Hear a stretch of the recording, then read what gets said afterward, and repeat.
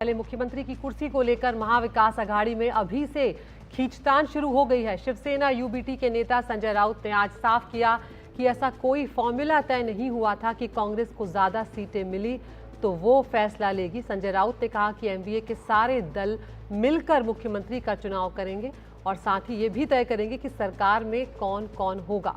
Shiv Sena Uddhav Thackeray group के नेता ने कल कहा कि कल 10 बजे के बाद ये बताया जाएगा कि मुख्यमंत्री आखिर कौन होगा। तो संजय राउत ने यहाँ पर जो आपसी खींचतान की खबर आ रही है उस पर ये साफ कर दिया है कि ऐसा कोई फॉर्मूला तय नहीं हुआ था कि अगर कांग्रेस को ज़्यादा सीटें मिली तो वो निर्णय लेगी। और उन्होंने ये भी कहा है कि अब कल 10 बजे के बाद बताया जाएगा कि मुख्यमंत्री कौन होगा और साथ ही अपनी जीत का भी दावा उन्होंने किया है। सुनवाते हैं संजय राउत का बयान। हमारे 3 पार्टी के 160 लोग चुनकर आ रहे हैं। 160 कांग्रेस, शरद पवार साहब के एनसीपी और उद्धव ठाकरे के नेतृत्व वाली शिवसेना और हमारे छोटे छोटे घटक दल हैं, सब मिलकर नेता चुनेंगे, मुख्यमंत्री पद का नेता चुनेंगे, सब मिलकर बैठेंगे। तो आपने संजय राउत को भी सुना, नाना पटोले को भी सुना, अपनी अपनी लाइन यहाँ पर लेती हुई पार्टियां नजर आ रही हैं और एक ही गठबंधन की ये पार्टियां हैं। पारस दामा हमारे साथ जुड़ रहे हैं, हमारे सहयोगी। पारस, यहाँ पर नाना पटोले के बयान के बाद जिस तरह की हलचल महाविकास आघाड़ी में पैदा हुई है वो वाकई में दिलचस्प हो गई है, क्योंकि अभी तो नतीजे आए भी नहीं हैं और यहाँ पर अब संजय राउत कह रहे हैं कि ऐसा कोई फॉर्मूला तो तय हुआ नहीं था कि अगर ज्यादा सीटें मिलेगी तो कांग्रेस निर्णय लेगी। अब किधर ये बढ़ती हुई नजर आ रही है लड़ाई? बिल्कुल अदिति, महाराष्ट्र की जो राजनीति है वो पहले से ही पेचीदा रही है और उस पेचीदगी पे हम लगातार पिछले कुछ वर्षों में देख रहे हैं कि किस तरीके से गठबंधन हुए, किस तरीके से पार्टियां टूटी, उस पार्टियों की दूसरी पार्टी बनी और उस तरीके से ही महाराष्ट्र की राजनीति पिछले कुछ साल से लगातार चल रही है। वहीं महाविकास आघाड़ी की बात करें या फिर महायुति की बात करें, दोनों में ही सीट शेयरिंग फार्मूले को लेकर काफ़ी ज़्यादा मतभेद था।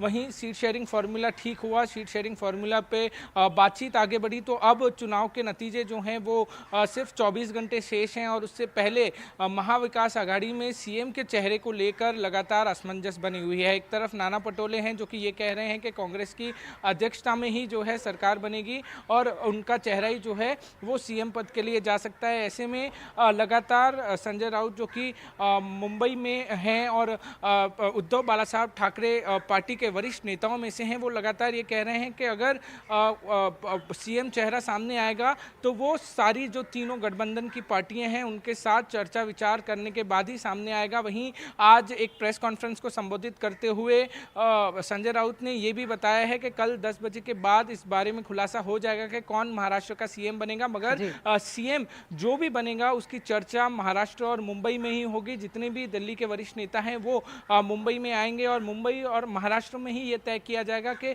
कौन महाराष्ट्र का सीएम बनेगा। वहीं अगर हम एग्जिट पोल की बात करें अदिति, तो एग्जिट पोल में जो है वो भारतीय जनता पार्टी और महायुति को जो है वो आगे बताया गया है, उनके जीतने की आशंकाएं ज़्यादा दिखाई गई हैं, मगर इस पर भी संजय राउत ने तंज कसते हुए कहा है कि सारे के सारे एग्जिट पोल हैं वो गलत हैं और पैसे देके बनवाए गए एग्जिट पोल हैं। तो ऐसे में कल का इंतजार जो है वो पूरे देश को रहेगा। जी पारस, यहाँ पर ये भी बताएं कि अगर मान लीजिए कि हम हाइपोथेटिकल सिचुएशन में थोड़ा चले जाते हैं कि कल मान लीजिए महाविकास आघाड़ी के पक्ष में नतीजे आते हैं और अगर मान लीजिए कि कांग्रेस इस गठबंधन में सबसे बड़ी पार्टी बनती है और अगर ऐसी कोई बात होती है तो क्या उद्धव ठाकरे की जो शिवसेना है उन्हें ये मंजूर होगा कि कोई कांग्रेस की तरफ से मुख्यमंत्री बन जाए? ये बहुत ही मुश्किल सवाल है, क्योंकि लगातार जिस तरीके के अंदर पार्टी के अंदर हलचल मची हुई है, एक तरफ कांग्रेस दावा कर रही है, वहीं शुरुआत से ही उद्धव बाला साहब ठाकरे पार्टी के जो मुखिया हैं उद्धव ठाकरे वो भी ये दावा कर रहे हैं कि चीफ मिनिस्टर उनकी पार्टी का बनेगा। ऐसे में ये बहुत पेचीदा सवाल है। वहीं पार्टी के अंदर जिस तरीके की हलचल है, जिस तरीके से चीज़ें सीएम चेहरे को लेकर चल रही हैं, आपस में जब बात होगी, आपस में जब ये तीनों पार्टियाँ बैठेंगी और सीएम चेहरे पर जब कोई निर्णय आएगा तभी ये बताना उचित रहेगा और तभी ये बात जो है क्लियर हो पाएगी कि कौन सीएम पद का चेहरा होगा महाविकास आघाड़ी की तरफ से। वहीं एक बात जो संजय राउत क्लियर कर चुके हैं वो ये है कि तीनों पार्टियां आपस में बैठेंगी और वही निर्णय लेंगी कि कौन जो है वो सीएम पद का उम्मीदवार होगा, कौन सीएम पद का चेहरा होगा।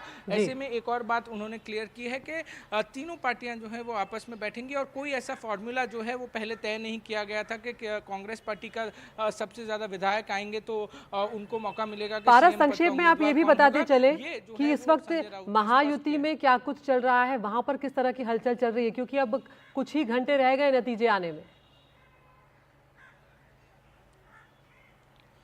महायुति लगातार ये कोशिश कर रही है कि उनके प्लान्स जो हैं वो किसी को पता ना चले। लगातार जो है बैठकें हो रही हैं, लगातार इन बैठकों में चर्चा ज़रूर चल रही होगी कि कौन सीएम बनेगा, कौन उप मुख्यमंत्री बनेगा, किस तरीके से जो है वो आगे चीज़ होगी। मगर सबसे महत्वपूर्ण ये है कि कल नतीजे क्या आते हैं, क्योंकि एग्जिट पोल में महायुति को बढ़त ज़रूर है, मगर हमने पिछले कुछ समय में लोकसभा चुनाव हो या फिर हरियाणा चुनाव हो, उसमें देखा कि एग्जिट पोल किस तरीके से पूर्ण तरीके से सही नहीं हो पाए थे। तो ऐसे में ये चर्चा का विषय है। ऐसे में किस तरीके से पार्टी प्लान कर रही है वो कहना थोड़ा सा अभी मुश्किल है। कल का जो रिजल्ट होगा वो सबसे ज़्यादा महत्वपूर्ण होगा और उसका इंतजार सबको रहेगा।